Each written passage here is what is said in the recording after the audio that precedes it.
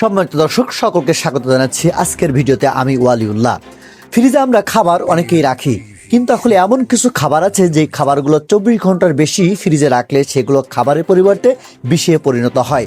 আজকে আমরা জানার চেষ্টা করব সেই খাবারগুলো সম্পর্কে। সকলে পুরোপূর্ণ ভিডিও দেখুন। সেই তালিকার 1 নম্বর রয়েছে রান্না করা ভাত। রান্না করা ভাতে ব্যাসিলিয়াস ক্রিয়াস নামক ব্যাকটেরিয়া খুব দ্রুত জন্মায়। এটি এমন এক ধরনের টক্সিন বা বিষ তৈরি করে যা পুনরায় গরম করলেও মরে না। ফ্রিজে 24 ঘন্টার বেশি ভাত রাখলে তাতে ছত্রাক ধরায় ঝুঁকি বেড়ে যায়, যা ফুড পয়জনিং এর কারণ হতে পারে। 2 নম্বরে রয়েছে শিলা বা বাটা রসুন। রসুন শিলে বা ব্লেন্ড করে ফ্রিজে রাখলে তা খুব দ্রুত আর্দ্রতা শুষে নেয়। এতে ছত্রাক মল্ট জন্মানোর সম্ভাবনা থাকে। গবেষণায় দেখা গেছে রসুনের এই ছত্রাক ক্যান্সার সৃষ্টিকারী উপাদানের সঙ্গে সম্পর্কিত হতে পারে। কাটা পেঁয়াজ।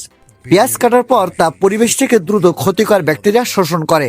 কাটা পেঁয়াজ ফ্রিজে রাখলে তা নরম হয়ে যায় এবং এতে ছত্রাক ও ব্যাকটেরিয়া বাসা বাঁধে, যা পেটের সমস্যার কারণ হতে পারে। আদা ফ্রিজে রাখলে তাতে খুব দ্রুত ছত্রাক ধরে যায়। এই ছত্রাক থেকে অক্রাটক্সিন বা নামক বিষ তৈরি হতে পারে, যা লিভার ও কিডনির ক্ষতির কারণ হতে পারে।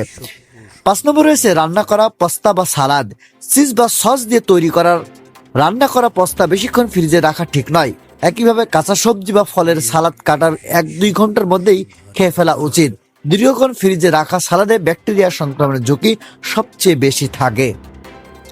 6 নম্বরে রয়েছে খোসা ছাড়ানো বা সিদ্ধ ডিম। ফ্রিজে দীর্ঘক্ষণ রাখলে তা থেকে দুর্গন্ধ ছড়াতে পারে এবং ব্যাকটেরিয়া আক্রান্ত হওয়ার সম্ভাবনা থাকে। এটি সর্বোচ্চ 24 ঘন্টার মধ্যে খেয়ে ফেলা নিরাপদ।